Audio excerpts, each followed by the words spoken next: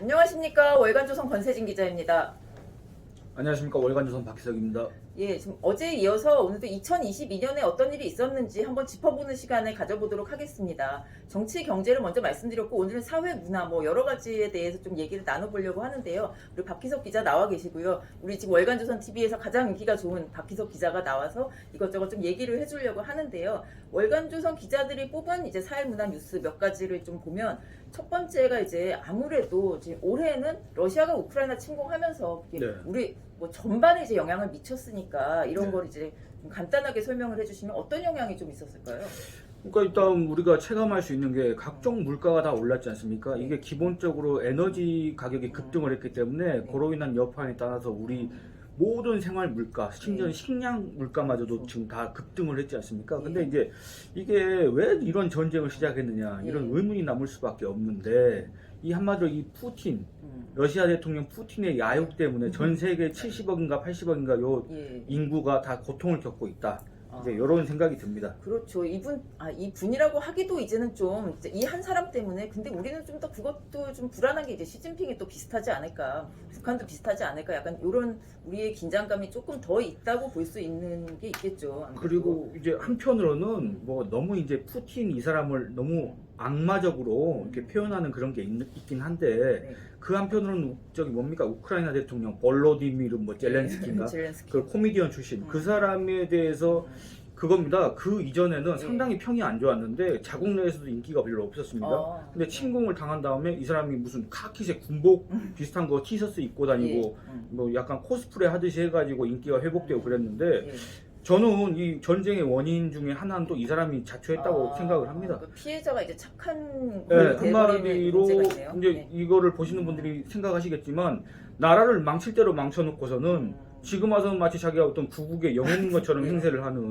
코스프레를 한다. 이 사람이 대통령 코미디언 정치 경험이 하나도 없는 코미디언 출신이 대통령이 되고 나서 코미디 프로 PD를 갖다가 자기 대통령 비서실장으로 앉히고 코미디언 동료를 갖다가 국가안보실장으로 맡겨놓고 국정원장을 맡겨놓고 그 다음에 간첩들을 다 2,000명을 풀어줬습니다. 전쟁 직전에.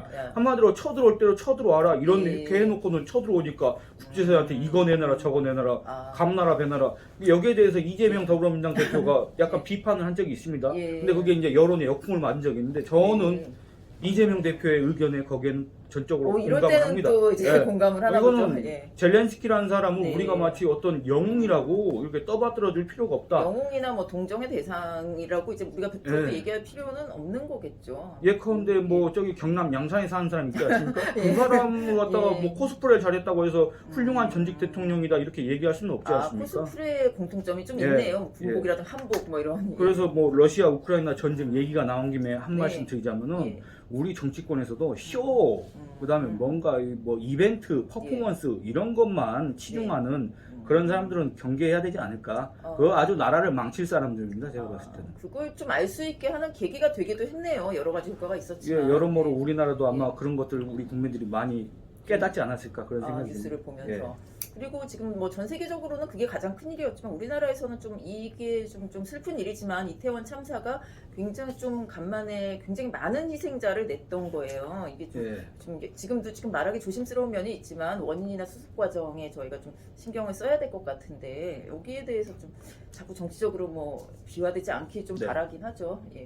그러니까 이게 이태원 압사 사고 뭐 이거는 그 원인과 결과가 글쎄 너무나도 많이 이게 세월하고 다르게 그게 거리에 있던 사람들이 찍은 영상도 많고 그래서 그 원인과 결과가 너무나도 명백하게 우리 국민들이 다 알고 있는데 대체 무슨 진상조사를 원하는 것인가 이런 얘기하는 거 정말 조심스럽습니다. 그렇긴 하죠. 왜냐면 가족을 잃은 분들이 분명 계시기 때문에 근데 과연 여기에 어떤 국가적 책임 더군다나 대통령의 진심 어린 사과 대통령이 국가 애도 기간을 정하고 매일 조문을 하고 했는데 그것 말고 진심 어린 사과는 대체 무엇인가?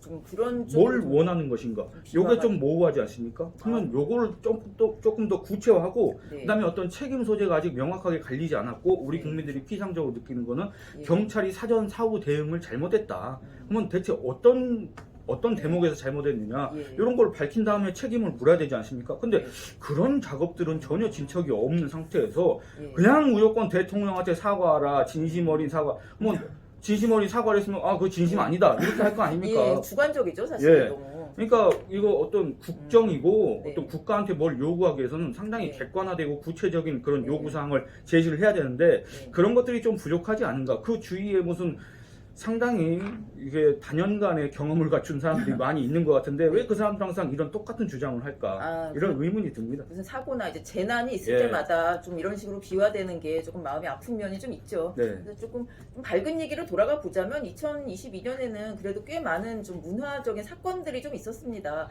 일단 뭐 얼마 전에 끝난 월드컵 이거는 사실 우리나라 입장 이태원 참사 끝난 지 얼마 안 됐을 때 얘기인데 네. 그래도 상당히 사람들을 조금 기쁘게 하는데 많은 기여를 하지 않았습니까? 월드컵 예. 진출 같은 뭐 거는.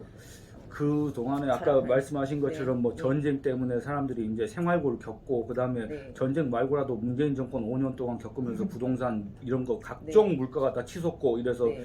우리 국민들이 고통을 겪고 그다음에 이런 어떤 참사가 발생하고 네. 요 와중에 낭보가 이제 예. 전해진 거 아니겠습니까? 그렇기 예. 때문에 의미가 남다르고 그래서 윤석열 대통령도 그 국가대표팀을 이렇게 치하를 하고 예. 그랬던 것 같습니다. 예, 그래서 이번에 뭐 축구 왜 협회가 자꾸 가져가냐 이제 선수들을 좀 더 보장해 달라 뭐 이런 얘기도 대통령이 했었죠. 네. 그래서 좀 국민들의 마음을 좀 보듬었던 것 같고 뭐 이 외에 또 문학에서 뭐 에미상 나무주연상 탔고 칸영화제에서 이제 감독상 박찬욱 감독상 송강호 나무주연상 뭐 이런 것까지 다 타면서 그리고 오징어 게임이라는 이제 드라마가 굉장한 인기를 끌면서 또 뭐 BTS는 물론이고 한국 문화가 뭐 옛날에 이제 단순한 가요 한류 이런 걸 지나서 굉장히 이제 전 세계적으로 큰 영향을 미치고 있는 것 같습니다. 되게 자랑스러운 일이고요. 그리고 우리가 요즘 좀 이게 좀 짚어봐야 돼. 이번 월간조선의 특집으로도 나갔는데 출산율이 지금 대한민국 사상 최저를 기록했습니다. 2022년에. 근데 이제 결혼을 뭐 했지만 박 기자는 네. 기피하는 사람이 안 하겠다, 뭐 할 생각 자체가 없는 젊은이들이 되게 많잖아요. 네. 그 원인이 이제 뭐라고 생각하세요? 일단은 이 어떤 남녀 역할에 대한 그 전통적인 그런 역할에 대한 생각이 있지 않습니까? 그런 것들이 많이 이제 흔들렸고 그다음에 이런 어떤 경제적인 능력 이런 거를 혼자 살기도 버겁다.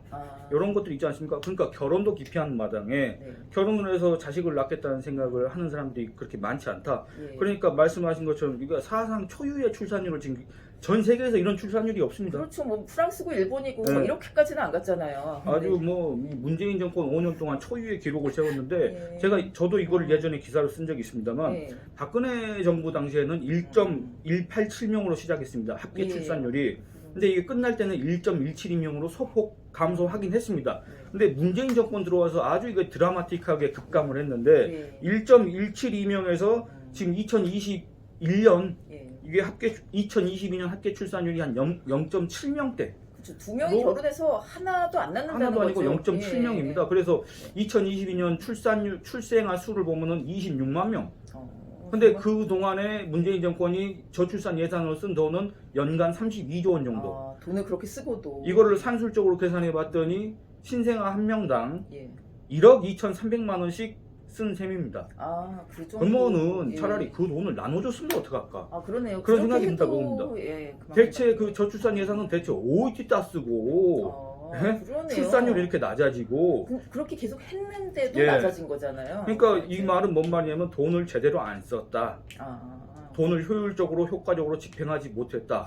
그러면 결국에는 그거는 문재인 정권의 무능이다. 그럴 수밖에 없는 게 이제 인구는 아무래도 예. 중력하고 바로 연관이 되는 얘기니까 이렇게 되면은 정말 이제 뭐 젊은이들이 노인 몇 명을 이제 먹여 살려야 되는 이런 상황이 결국 오게 되는 거고. 이 한 5년 동안 이런 상황을 방치한 것뿐만 아니라 아주 급격하게 악화를 시켰기 때문에 예. 이 문재인 5년은 차후에 우리나라가 한 20, 30년 지난다면은 정말 최악의 시기였다. 이 저출산 면에서 네. 그런 평가를 받을 수밖에 아마 없을 겁니다. 예, 그리고 뭐 올해 뭐 많은 일들이 있었고 뭐 누리호 발사에도 성공했고 뭐 이제 좀 근데 이런 일들이 많았죠. 그 박 기자 잘 알겠지만 이제 서해 공무원 피살 사건이나 네. 뭐 이런 여러 가지로 좀 마음에 아픈 사건이 생기면서 공방이 되는 경우가 되게 많으면서 민심도 약간 좀 안 그래도 뭐 경제도 어려운데 좀 혼란해지는 이런 일들이 좀 있었잖아요. 그래서 좀 굉장히 어려운 한 해가 아니었나 네. 좀 사람들의 마음이 네. 지금 이게 빨리 결론이 이제 전 정권 이제 뭐 조사도 받고 있고 이런 게 빨리 결론이 나와서 좀